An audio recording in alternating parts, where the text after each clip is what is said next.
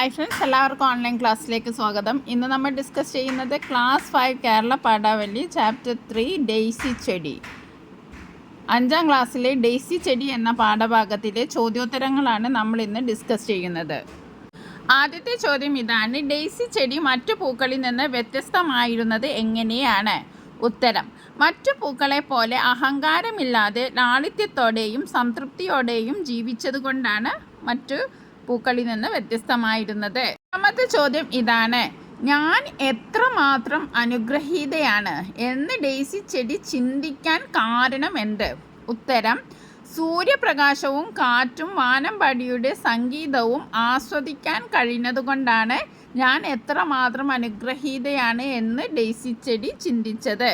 എന്തുകൊണ്ടാണ്? സൂര്യപ്രകാശവും കാറ്റും വാനമ്പാടിയുടെ സംഗീതവും ആസ്വദിക്കാൻ കഴിഞ്ഞതുകൊണ്ടാണ്. മൂന്നാമത്തെ ചോദ്യം ഇതാണ്: വാനമ്പാടി ഡെയ്സിയെ എങ്ങനെ വിശേഷിപ്പിച്ചു? സ്വർണ്ണ ഹൃദയവും വെള്ളിയുടുപ്പുമുള്ള മനോഹരമായ കൊച്ചുപൂവ് എന്നാണ് വിശേഷിപ്പിച്ചത്. എങ്ങനെയാണ് വിശേഷിപ്പിച്ചത്? സ്വർണ്ണ ഹൃദയവും വെള്ളിയുടുപ്പുമുള്ള മനോഹരമായ കൊച്ചുപൂവ്. അടുത്ത ചോദ്യം ഇതാണ്, നാലാമത്തെ ചോദ്യമാണ്: കഥയുടെ അവസാനം ഡെയ്സി ചെടിക്ക് എന്ത് സംഭവിച്ചു? പുൽത്തട്ടോടൊപ്പം ഡെയ്സി ചെടിയെയും വഴിയരികിലേക്ക് വലിച്ചെറിഞ്ഞു. മറ്റു പൂക്കൾക്ക് ഡെയ്സിയോട് അസൂയ തോന്നാൻ കാരണം എന്ത്? വാനമ്പാടി വലിയ പൂക്കളെ ശ്രദ്ധിക്കാതെ ഡെയ്സിയെയാണ് പ്രശംസിക്കുകയും അതിന് ഉമ്മ നൽകുകയും ചെയ്തതുകൊണ്ടാണ് പൂക്കൾക്ക് അസൂയ തോന്നിയത്. കുട്ടിലായ വാനമ്പാടിയുടെ അവസ്ഥ വിവരിക്കുക. സ്വാതന്ത്ര്യം നഷ്ടപ്പെട്ടതിൽ വാനമ്പാടി അതിയായി ദുഃഖിച്ചു. ആകാശത്ത് പറക്കാൻ കഴിയാതെ കൂട്ടിലിരുന്ന് കരയുകയും വിലപിക്കുകയും ചെയ്തു. ഡെയ്സി ചെടിക്ക് വാനമ്പാടിയെ സഹായിക്കാൻ കഴിയാതിരുന്നത് എന്തുകൊണ്ട്? സംസാരിക്കാനോ ചലിക്കാനോ കഴിയാത്ത ഒരു പൂവായതിനാൽ വാനമ്പാടിയെ ആശ്വസിപ്പിക്കാനോ രക്ഷിക്കാനോ ഡെയ്സി ചെടിക്ക് കഴിഞ്ഞില്ല. കുട്ടികൾ വാനമ്പാടിയോടും ഡെയ്സി ചെടിയോടും കാണിച്ച സമീപനത്തിലെ വ്യത്യാസം എന്താണ്?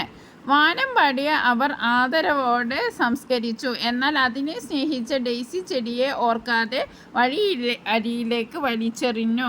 ഡെയ്സി ചെടിയുടെ സ്വഭാവവിശേഷങ്ങൾ എഴുതുക. ലാളിത്യവും വിനയവും ഉള്ള പൂവായിരുന്നു. ലഭിച്ചതിൽ സംതൃപ്തി കണ്ടെത്തി. വാനമ്പാടിയോട് ആത്മാർത്ഥമായ സ്നേഹവും കരുണയും പ്രകടിപ്പിച്ചു.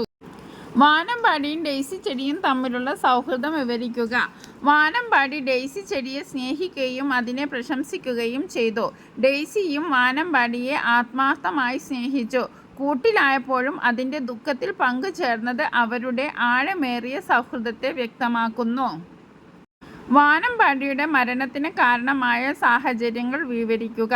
വാനമ്പാടിയെ കൂട്ടിലടച്ചു. സ്വാതന്ത്ര്യം നഷ്ടപ്പെട്ടതിൻ്റെ ദുഃഖവും ദാഹവും സഹിക്കേണ്ടി വന്നു. ഒരു തുള്ളി വെള്ളം ലഭിക്കാതെ ഒടുവിൽ അത് മരിച്ചു.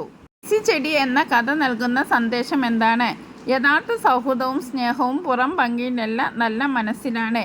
എല്ലാ ജീവികളോടും കരുണയും സ്നേഹവും കാണിക്കണമെന്നും കഥ പഠിപ്പിക്കുന്നു. അടുത്ത ചോദ്യം ഇതാണ്: ഡെയ്സി ചെടിയുടെ കഥാപാത്രം വിലയിരുത്തി എഴുതുക. ഡെയ്സി ചെടി ലാളിത്യത്തിൻ്റെയും വിനയത്തിൻ്റെയും പ്രതീകമാണ്. ആരും ശ്രദ്ധിക്കാതിരുന്നിട്ടും അവൾ സന്തോഷത്തോടെ ജീവിച്ചു. വാനമ്പാടിയുടെ സന്തോഷത്തിൽ സന്തോഷിക്കുകയും അതിൻ്റെ ദുഃഖത്തിൽ ദുഃഖിക്കുകയും ചെയ്തു.